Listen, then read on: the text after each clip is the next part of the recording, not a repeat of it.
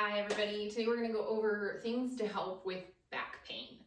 So we've had a lot of people reach out to me lately, tweaked their back, crunched something, back's feeling off, picked something up wrong. So none of this is going to cure that. Time and strength training will fix it slowly. But in the meantime, what can you do to feel a little bit better so that you can do your strength training? The number one thing you can do for back problems is actually to walk. When you walk, the rotation of your hips can help your back just realign itself. So go for walks, keep them slow, within your pain tolerance. And if you have runs on your schedule, cancel those, just go for a walk until your back pain subsides. So you don't want to flare it with a run. These other exercises are all things completely unloaded as far as weight goes. Any tools I'm using are to help with a stretch, a chair, or a bench. I'm going to use a bench here, and then I have a PVC pipe, which I'm going to use mostly just to guide my positioning. It doesn't have any weight. It's strictly there as a tool as a guide. So the very first thing I'm going to do is I'm going to sit on a bench. Something where basically I'm pretty close to 90 degrees at the knees. It's not going to be perfect. It doesn't need to be perfect. Actually, let me rotate this because it'll be better if I have full support under your butt.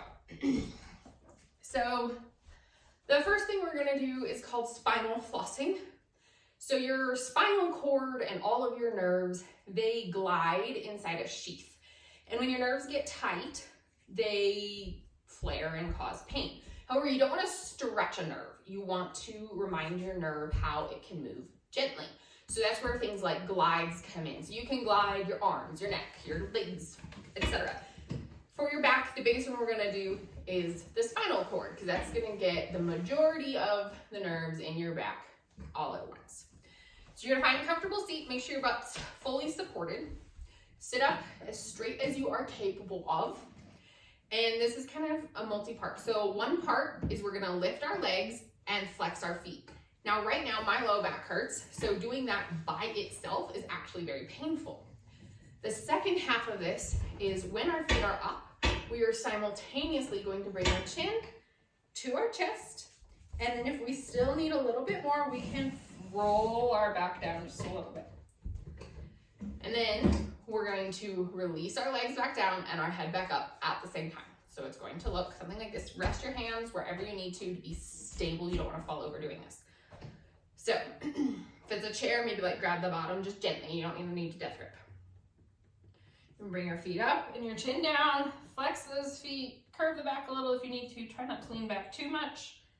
And bring it back down. And you're going to do that like, I don't know, 5, 10 times. However many feels good. The first couple are usually the most painful. And then as you get your nerves moving, that should relax a little. So just 5, 10 at a time. You don't need to overdo it. Repeat it throughout the day, however much you need. You can do this next one sitting on a bench, on the floor, on your bed. The point is to be seated and comfortable. Make sure your legs are comfortable however you need them. I'm just going to show it on the bench because I'm already here. You're going to bring your hands to the center like you were in yoga. This is actually like a yoga breath work, but it helps with the back a lot. And we're going to twist from side to side. If you're a yogi, the breathwork sounds that go with this are hat and hatha. So that's sun and moon.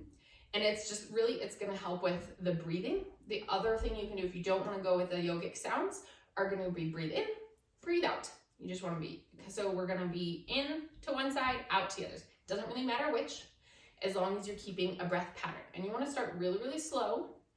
And then based on how you feel, you actually speed up the twist, and then you're going to slow it down. So I will just go through it and show it what it looks like. I'm going to go ahead and use the yogic sounds because that's what works best for me. Eden, watch out, please. Back up. Hot.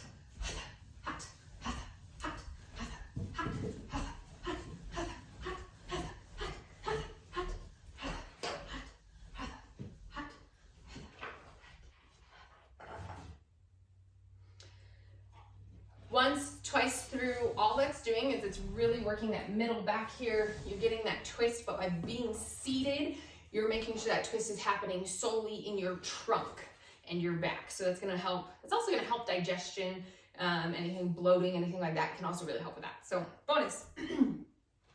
Okay. The next couple things I want to do, I'm going to take to the floor. So I'm going to move my bench out of the way.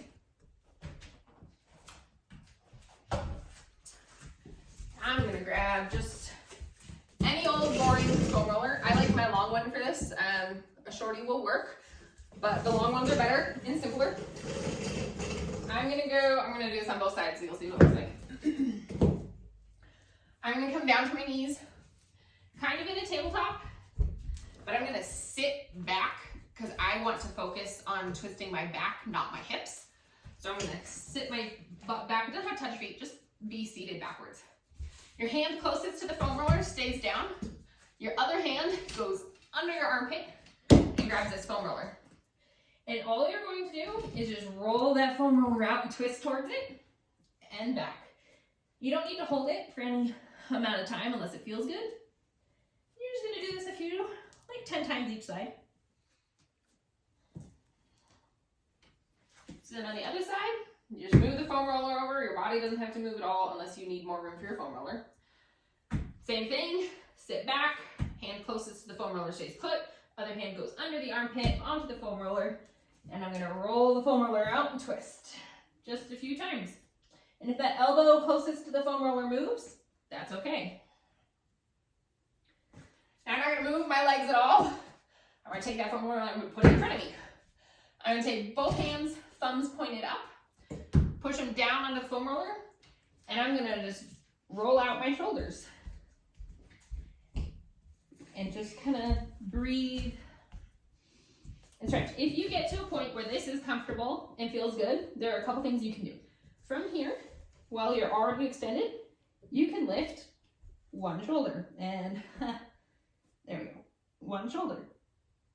While your other hand, in order to do that, is gonna push down into the foam roller. That's gonna work when you're pushing down. That arm's gonna work your triceps. When you're lifting up, you're gonna work all of your shoulder muscles, upper delts, etc. It's a really good shoulder workout. But sometimes just doing a couple of those, just engaging those muscles, can help that upper back release a little bit. But also you can feel free to add that into any of your shoulder workouts. All right, set your foam roller aside. This next one, I'm gonna rotate this way so you can see me. Lay down on your stomach. If your back is super uncomfortable, you can prop that foam roller back under your feet or just relax your feet, your choice. You're gonna put your head down on the ground, and then I'm gonna show this lifted. You're gonna tuck your chin in and pull your head up. So when you're down on the ground, you're kind of gonna roll your head forward. Sometimes like having a little ball under your forehead can help. But anyway, just tuck the chin, arms right at your side. And you're just gonna lift. Just a little bit. Leave the boobs on the ground. This is not a cobra. This is just a neck raise. Okay, just do a few. You don't need to do a ton. This next one, we're gonna kind of work into the shoulders and the upper back. It can be done either including that neck raise, or, hi, move. Or it can be done resting your head. If this is really hard for you, just rest your head. You only need to do like 2 or 3 at a time. This is just a movement. Later, when you're actually trying to work out, then you can get into the higher number. Right now, we're using this for movement. So this is the shoulder aspect and the upper back aspect. So we're gonna keep back laying down. Take our hands, kind of mid-back. So from here, lift those arms up. Fan them out, bring them up and around to the back of your head and relax. Then you're gonna lift them up, bring them back around and relax.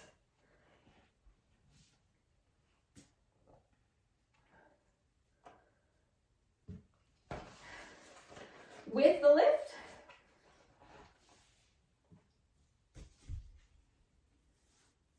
that foam roller's in my way.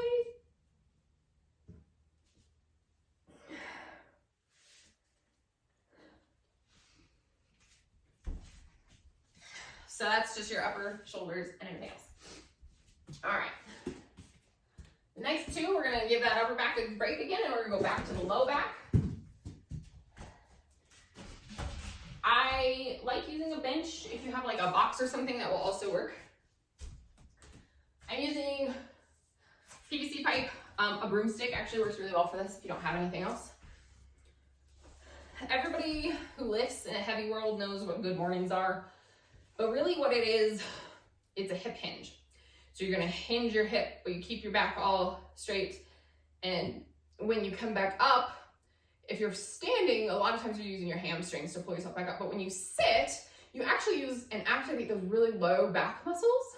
So this is a really, really great way to engage that low back. And when you engage those muscles, a lot of times when you engage them and release them, engage them and release them, they calm down.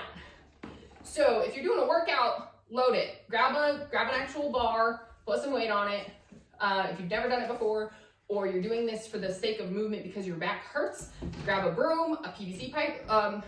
This is the pipe my mat that I'm standing on came like rolled around. That's how I have this PVC pipe, but I think it's like a 1 inch, I don't know. It's nothing fancy, cheap Home Depot, but broomstick works too. You're gonna load it like it's a bar. I like to just kind of rest my hands so I'm not gripping. I am currently sitting like a foot back from the edge. If you're pregnant, you can still do this. Just scoot yourself all the way forward so that your belly has space to go. So literally, if you're pregnant, I just want you to move up here. That's the only difference. I like sitting back because this helps me have a relaxation point. I am not currently pregnant. I use this as my chest will hit here and I can relax for a second at the bottom and then re-engage to come back up. So all this is gonna look like, again, I'm just relaxing, tuck that chin. My ribs are flaring right now, so I'm gonna pull those ribs in so that I'm nice and straight and engaged in the core. My feet are planted nicely, and I'm going to lean forward from the hips all the way down. And then just relax for a second and bring myself all the way back up. Coming back up is a lot harder to keep everything engaged. You don't want to use your legs. This is all either core and that low back.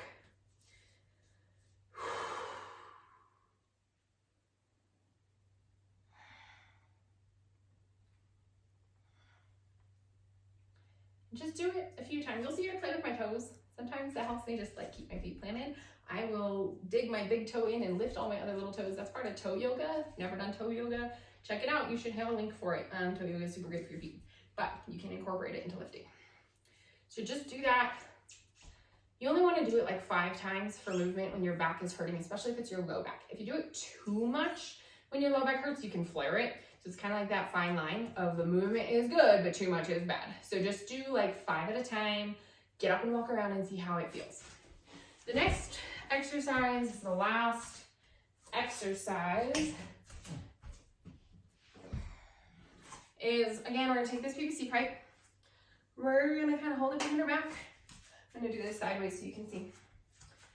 And we're gonna hip hinge, but standing. This isn't a full good morning, we're just hinging. This is all a hinge. And you're only gonna go as far as you can do correctly. So obviously when I'm standing up straight, I have a butt, my back does not touch.